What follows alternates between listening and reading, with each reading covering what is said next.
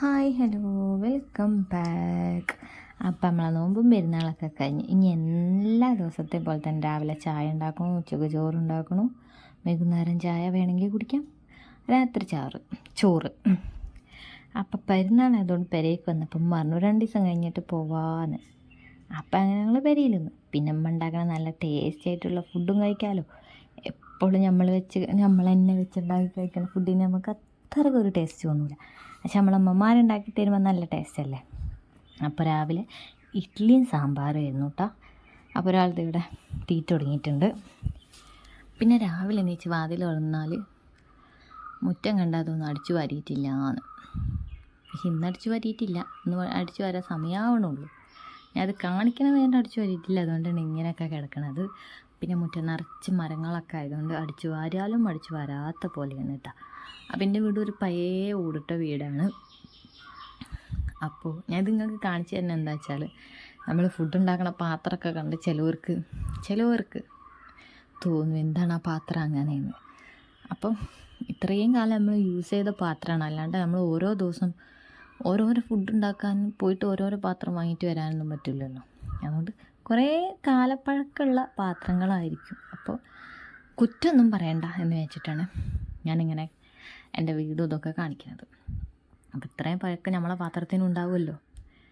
അപ്പം കണ്ടോ, രാവിലെ എണീച്ചാൽ കുറേ മുറ്റമൊക്കെ ഉണ്ട്, അടിച്ചു വരിച്ചാവുന്നുള്ളൂ. അതുകൊണ്ട് ഞാൻ അടിച്ചു വരാൻ നിൽക്കില്ല. അപ്പോൾ കണ്ടോ, കുറേ പറമ്പും തോടിയൊക്കെ ഉണ്ട്. അപ്പോൾ ഇതാണ് എൻ്റെ ഒരു വീട്. ഞാൻ പണ്ട് പറഞ്ഞ വീഡിയോയിൽ പറഞ്ഞ പോലെ പ്രേതാലയം. അപ്പോൾ നമ്മളിന്ന് ഞായറാഴ്ച ആയതുകൊണ്ട് തന്നെ സദ്യ ഉണ്ടാക്കുകയാണ് കേട്ടോ. പിന്നെ ഇവിടെ കുട്ടികളിങ്ങനെ ഊഞ്ഞാലാടുന്നൊക്കെ സ്ഥലമാണ്. അവിടെ നമ്മളങ്ങനെ എപ്പോഴൊന്നും വാതിലൊറന്ന് പോകാലൊന്നുമില്ല. അപ്പം അതുകൊണ്ട് അവിടെ അങ്ങനെ ഒരു അലങ്കോലമായിട്ട് കിടക്കുന്നുണ്ടാവും. പിന്നെ അത് കഴിഞ്ഞ് തെണ്ടിത്തെരിഞ്ഞ് വന്ന് ഞാൻ ഇഡ്ഡലിയും സാമ്പാറും കഴിക്കണു.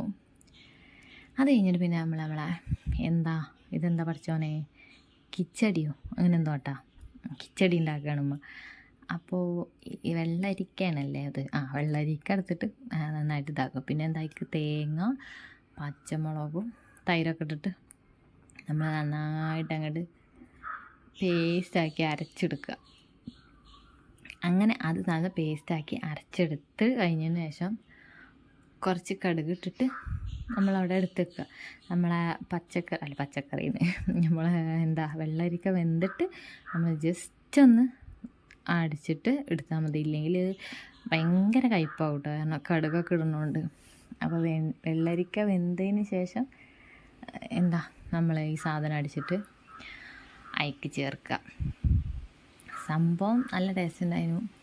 ഞാനിത് പണ്ട് നമ്മൾ എല്ലാ ഹിന്ദുസിൻ്റെ കല്യാണത്തിനൊക്കെ പോകുമ്പോൾ, അല്ലെങ്കിൽ ഇതേപോലെ ഓണത്തിന് വിഷുവിനൊക്കെ കൂട്ടുകാരത്തികളോടെ പോകുമ്പോഴൊക്കെ ഈ സാധനമൊക്കെ തിന്നാലുള്ളൂ.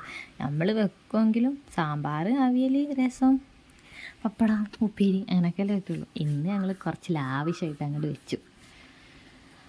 അപ്പോൾ അതിലാ തേങ്ങാക്കൂട്ട് വെച്ചു, പിന്നെന്താ തൈരൊക്കെ ഒഴിച്ച് നമ്മുടെ കിച്ചടി. എനിക്ക് ഈ പച്ചടിയും കിച്ചടിയും കുച്ചടിയൊക്കെ അങ്ങോട്ടും ഇങ്ങോട്ടും മാറിപ്പോവും. അപ്പോൾ അതാണ് ഞാൻ പറയാൻ ഒരു വിമ്മിഷ്ടം, കിച്ചടിയാണിത് അല്ലേ, കിച്ചടിയാണ്. അപ്പോൾ തൈരൊക്കെ വെച്ച് അതൊക്കെ സെറ്റായിട്ടുണ്ട്. പിന്നെ അതിലേക്ക് നമ്മൾ കടുകും കറിവേപ്പിൻ്റെ ഇലയൊക്കെ പൊട്ടിച്ച് വെച്ചേട്ടോ. ഇത് ഇച്ചിരി നല്ല കുറുകിയിട്ടാണല്ലോ ഈ സാധനം ഉണ്ടാവുക. അപ്പം പിന്നെ കുറേ ഒന്നും ഉണ്ടാക്കില്ല. പിന്നെ ഞാൻ എടുത്ത് പറയാൻ പോണ ആ ചട്ടീൻ്റെ കാര്യമാണ്. ആ ചട്ടി ഇൻഡാലിയത്തിൻ്റെ ചട്ടിയാണ്. അത് എത്ര തേച്ച് ഉരച്ചാലും ആ കളറേ ഉണ്ടാവുള്ളൂ. പിന്നെ ഞാൻ പറഞ്ഞല്ലോ, കുറേ വർഷം പഴക്കമുള്ള ചട്ടിയാണ്. കുറേ വർഷം എന്ന് പറഞ്ഞാൽ 10-25 വർഷമൊന്നും ഇല്ല കേട്ടോ. എന്നാലും ഞാനൊക്കെ ചെറുതാകുമ്പോൾ ഉണ്ട് തോന്നുന്നു ആ ചട്ടി. അപ്പോൾ അത്രയൊക്കെ ഇതുണ്ടാവുമല്ലോ. അപ്പം അതുകൊണ്ട് അങ്ങനെ ഇരിക്കുന്നത്. നിങ്ങൾ ചട്ടിക്കൊന്നും കുറ്റം വരരുത്. നമ്മൾ പഴയ ചട്ടിയാണ്. നമ്മളെ പെരയും ഒരു പഴയ പെരയാണല്ലോ. നമുക്ക് പുതിയ പെര ഉണ്ടാക്കട്ടെ. നമ്മളെ പണിയൊക്കെ കഴിഞ്ഞിട്ട് നമുക്ക് നല്ല സൂപ്പർ പാത്രങ്ങളൊക്കെ വാങ്ങണം, നല്ല ചുറുക്കുള്ള പാത്രങ്ങൾ. അപ്പോൾ നമ്മളെ കിച്ചടി, നമ്മൾ കടുകൊക്കെ പൊട്ടിച്ച് അങ്ങനെ കിച്ചടി ആയിട്ടുണ്ട്. പിന്നെ അത് കഴിഞ്ഞിട്ട് നമ്മൾ ഉണ്ടാക്കിയത് അവിയലാണ്. ഇത് കുക്കർ അവിയലാണ്. നിങ്ങൾ ആരെങ്കിലും ഇങ്ങനെ കുക്കറിൽ അവിയലുണ്ട്, അതിൻ്റെ അടുക്കോളം ഒരു ക്യാരറ്റ്, കുക്കറിൽ അവിയലുണ്ടാക്കി. നല്ല ഒരു ജ്യൂസി ആയിട്ട് ഇങ്ങനെ ഡ്രൈ ആയിട്ടുള്ള അല്ല കേട്ടോ. അതായത് ഇപ്പം നമ്മൾ സദ്യയിലൊക്കെ അങ്ങനെ കുറച്ച് നല്ല ടൈറ്റായിട്ട് തന്നെ ഉണ്ടാവുക. അതേപോലെയല്ല, ഞങ്ങളിങ്ങനെ കുറച്ച് ലൂസായിട്ട് ഇങ്ങനെ ഗ്രേവി ടൈപ്പിൽ ഇങ്ങനെ ഉണ്ടാക്കും. പിന്നെ അത് കഴിഞ്ഞ് നമ്മളെ കിച്ചടി ഞാൻ കാണിച്ചു തന്നിട്ടില്ലേ, കിച്ചടി അതിൻ്റെ അമ്മ മാറ്റി വെച്ചാണ്. പിന്നെ അതേ നമ്മളെ സാമ്പാർ നമ്മൾ വറുത്ത് അരച്ചിട്ടുണ്ടായിരുന്നു. ചോറൊക്കെയല്ലേ, അപ്പോൾ നമ്മൾ വറുത്തരച്ച് സാമ്പാർ വെച്ചു. അങ്ങനെ നമ്മളെ എല്ലാ പണികളൊക്കെ കഴിഞ്ഞു കേട്ടോ. അപ്പം എൻ്റെ അമ്മ ഇവിടെ എല്ലാ സംഭവങ്ങളും ഇവിടെ സെറ്റാക്കി വെച്ചിട്ടുണ്ട്. ഇതുകൊണ്ട് പപ്പടം ഓരോന്നോരോന്ന് ഞാൻ തുറന്ന് നിങ്ങൾക്ക് കാണിച്ചു തരും. പപ്പടം ഉണ്ട്, ഇത് പിന്നെ നിങ്ങൾക്ക് കണ്ടാൽ അറിയാം, എന്നാലും ഒരു ഷോക്ക് അവിടെ ഇരിക്കട്ടെ.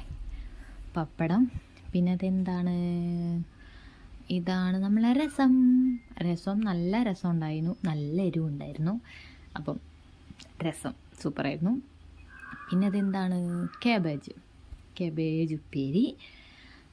പിന്നെ അടുത്തത് എന്താ, നമ്മുടെ കിച്ചടിയും. പിന്നെ വന്നിട്ട് ഇതെന്താ, അവിയൽ. പിന്നെ പായസം ഉണ്ടായിരുന്നു. പായസം കുറച്ചുള്ളൂ, സേമിയ പായസമായിരുന്നു. അപ്പോൾ കുറച്ച് പായസം വെച്ചു. അത് കഴിഞ്ഞിട്ട് നമ്മുടെ സാമ്പാർ. അപ്പോൾ ഇത്രയൊക്കെ ഉള്ളൂ കേട്ടോ.